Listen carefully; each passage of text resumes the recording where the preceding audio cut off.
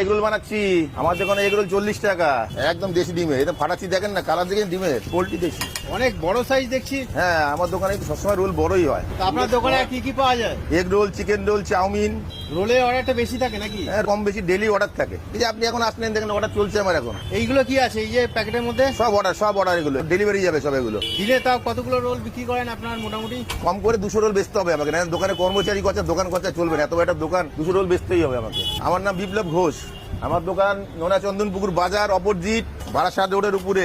আমার দোকান প্রায় 37 বছর। দোকানের নাম বাবু এগরোল সেন্টার, নোনা চন্দনপুকুর বাজার অপোজিট ব্যারাকপুরে। এত বড় সাইজ, এত পরিষ্কার পরিচ্ছন্ন, এই এলাকায় খুব কম দোকানদারি দিতে পারবে। একদম লাল বাজার, কোনো কর্মচারী না, মানে নিজের দোকানের রোল নিজেই বানাই। না না ভিডিও করেনি, আমি সুযোগ পাইনি। খারাপ না, পাবলিক জানতে পারবে দোকানে কোনখানে ভালো জিনিস পাওয়া যায়, পরিষ্কার পরিচ্ছন্ন, ভালো কোয়ালিটি। রোল ছাড়াও চাউমিন বললেন? হ্যাঁ চাউমিনও পাওয়া যায়, চিকেন রোল পাওয়া যায়। এগ রোল 40 টাকা, চিকেন রোল 60 টাকা, এগ চাও 60 টাকা, চিকেন চাও 80 টাকা, ডবল ডিমের রোল 50 টাকা। একদম মানে ফ্রেশ তেলে বানাচ্ছেন? একদম ফ্রেশ তেলে, দেখুন ব্র্যান্ডেড তেল।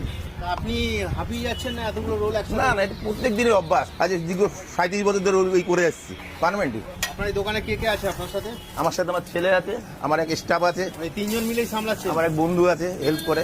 ওই যে আমার ছেলে বিক্রম ঘোষ, কলেজ স্টুডেন্ট, পড়াশোনা করে, আবার তার সঙ্গে বাবার হেল্প করে। বাহ, ছেলে আপনার কাজে? হ্যাঁ কাজ তো করতে হবে, ব্যবসা বড় থাকলে বাবার সাথে পড়াশোনার মাধ্যমে হেল্প করতে হবে না, বাবার ব্যবসাতে বুঝিয়ে থাকবে ঠিক হবে। যে এইভাবে যে ডিমটাকে ভালো করে মিশিয়ে নিচ্ছেন যাতে চারিদিকে ছড়িয়ে যায়?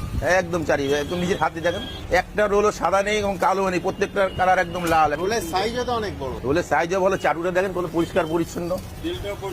হ্যাঁ একদম ক্লিন। এগুলো হয়ে গেল? হ্যাঁ এই যে আবার প্যাকিং হবে, সব অর্ডার যাবে। এইখানে মোটামুটি কি কি মশলা পড়বে? এখন স্যালাডে আপনি শসা পেঁয়াজ পাবেন, 2 রকমের সস আছে, কাসুন্দি আছে, বিট লবণ আছে, চাট মশলা আছে, গন্ধরাজ লেবু আছে।